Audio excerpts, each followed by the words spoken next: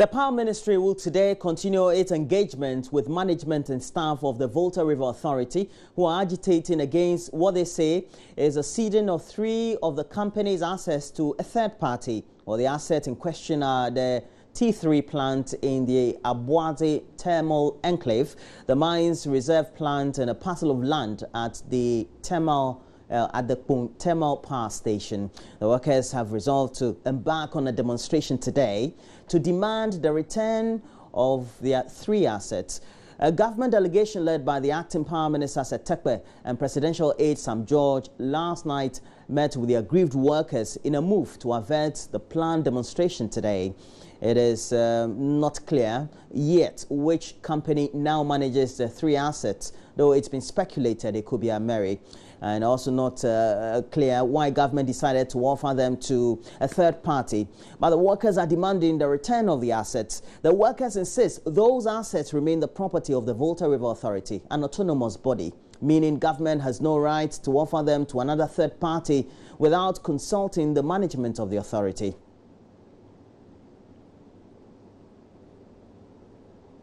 And this is what we'll do on the show. We'll try to delve in this very subject a lot more and bring you what the details are as it keeps unfolding. Let's look at some other issues. And workers of the state broadcaster, the Ghana Broadcasting Corporation, are up in arms once again with their management. The local and divisional union executives this time are calling for the dissolution of the current board headed by Richard Kwame Asante, accusing it of operating a system that defeats the core mandate of the corporation. At a news conference Wednesday afternoon, the union executives, among others, called for full disclosure and an audit of proceeds that accrued to GBC from the broadcast of the 2014 World Cup, as well as the internally generated funds of the corporation. Agitated workers of the state broadcaster have for the past weeks been calling on the National Media Commission to dissolve the current board. And today at the news conference, the divisional chairman of the executive union, Richard Kwame Asante, laid bare the concerns of the executives and by extension, the entire staff of the Ghana Broadcasting Corporation. GBC board, contrary to the Financial Administration Act, has turned GBC IGF into treasure trove, paying salaries of top executives they have employed without clearance, regardless of the directive from the Finance Ministry to terminate those contracts. We call for an immediate audit of the accounts of GBC and scrutiny of the corporation IGF since the board was inaugurated vis-à-vis the Financial Administration Act. An audit of all procurement since this board was inaugurated vis-à-vis procurement law.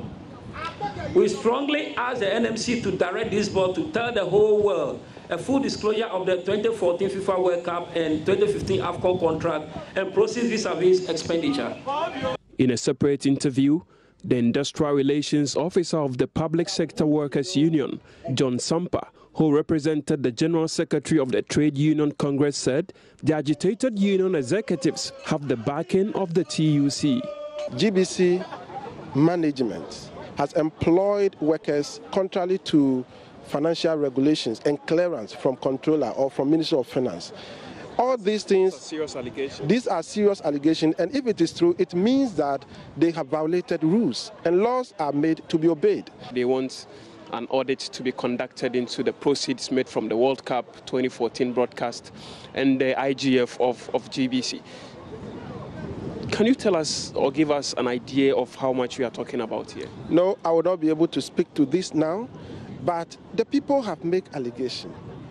Of course, they also told you at the press conference that they have done their research and they have their information. But at this particular point, they don't want to bring the information out. Some agitated workers expressed their dissatisfaction at the conduct of the board. If government doesn't abrogate that marriage, the ordinary staff, the carpenters, the welders, that so-called NMC secretary or general secretary or whatever secretary is saying we are, those carpenters, welders, cleaners, engineers, scrubbers, we are saying that we have abrogated Kwame Asante and his board. The workers, however, fell short of disclosing their next line of action if their concerns are not addressed.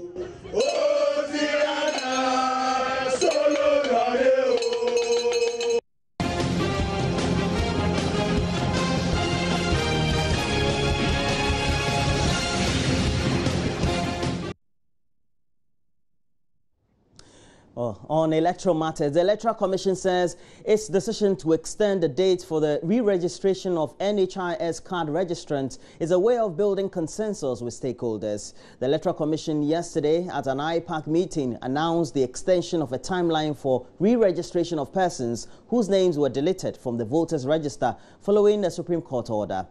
Persons who were unable to go through the re-registration exercise earlier will now have an opportunity to do so from the 5th of August to the 12th of August. Here is a news desk report. This decision of the EC to give affected voters a second opportunity stems from concerns raised following the end of the 10-day re-registration exercise, where stakeholders raised concerns that over 30,000 of names on the NHIS registrant may be disenfranchised. Meanwhile, the EC has also set aside 2 days, 19th and 26th of August, for the continuous registration process. This decision was arrived at by the Technical Committee of the EC and agreed by stakeholders at an emergency IPAC meeting on Wednesday. According to the EC, members of the general public who could not get their names on the voters' register during the limited registration exercise or have recently turned 18 years can also register. Upon discussion with the members of the IPAC, some decisions have been taken. On the issue of the NHIS registrants, it has been decided unanimously that there should be a mop-up of those who couldn't register during the first major exercise, and that is to begin from the 5th of August up to the 12th of August. Then, for the continuous voters registration, the technical committee decided that we should have 2 days in August to give the opportunity to all persons who have not been able to register from 2012 to date to do so. And that will also start on the 19th of August. Then the second will be on the 26th of August.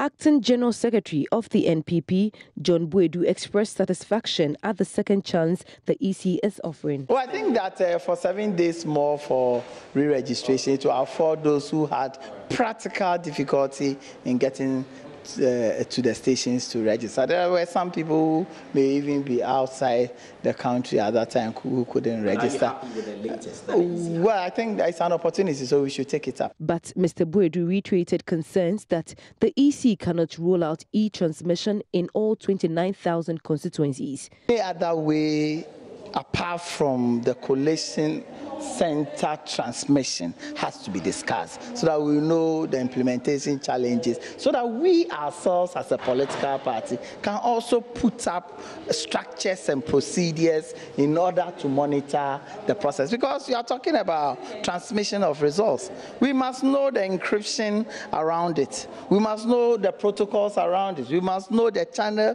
through which it is being transmitted. From what they are saying, will they transmit it simultaneously as it is going to a constituency and to National Collation Center? What is it about? It is even after this prompting that we are being told that it will still remain as provisional results. Speaking to Joy News, Head of Communications at the EC, Eric Japasu, explained that the NPP has misunderstood the e-transmission process. So when we finish the collation, all the polling station results is going to be on the collation sheet. Then all the agents will append their signature to it. This will be scanned and electronically transmitted to the National Collation Center.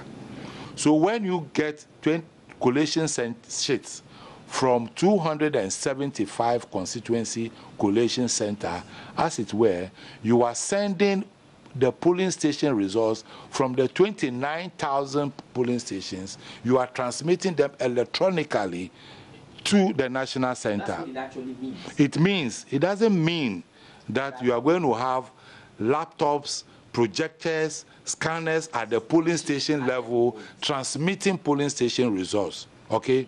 The polling station results will be taken as hard copies by the collation returning officers and then the party agents to the constituency collation centers.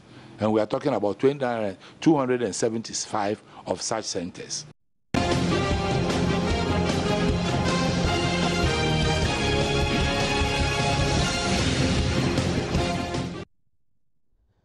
The Upper East Regional Officer of the National Health Insurance Authority says it is looking forward to expand its operations geographically and financially.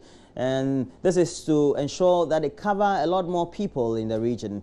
However, this can only be effective if it collaborates with the Regional Office of the Ghana Health Service, which is a key stakeholder. The two bodies have since been meeting to discuss pertinent issues that could make health insurance more accessible to the people of the Upper East region. We bring a report by our correspondent of the region, Albert Sorry. District and municipal managers of the National Health Insurance Authority, led by the Regional Director, Sebastian Alak-Pulinsa, and staff of the Ghana Health Services, led by Regional Director, Dr. Kofi Issa.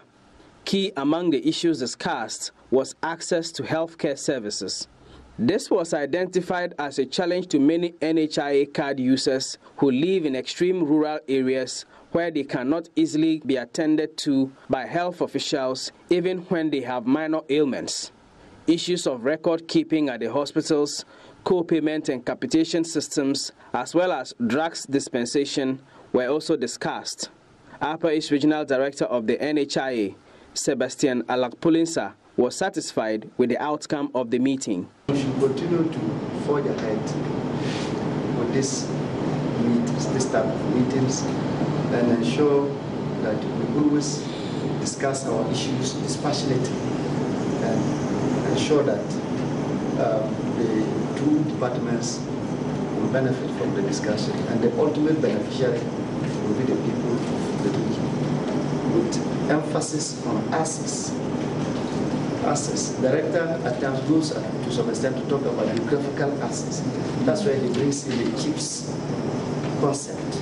But on our side, we are looking at financial protection and also ensuring financial access to healthcare to people of the region. Upper East Regional Director of Health Services, Dr. Kofi Issa, was also satisfied with the outcome and hoped more of such deliberations would be organized. The National Health Insurance has also made progress in capitation. So we have called this meeting to be able to strategize together and make sure that this goal of making sure that especially the vulnerable groups, the marginalized groups, as far as health service utilization is concerned, that these people have access, just not only physical access, but financial access. So in discussing, we'll be able to collaborate closer and then forge together to be able to attain this goal.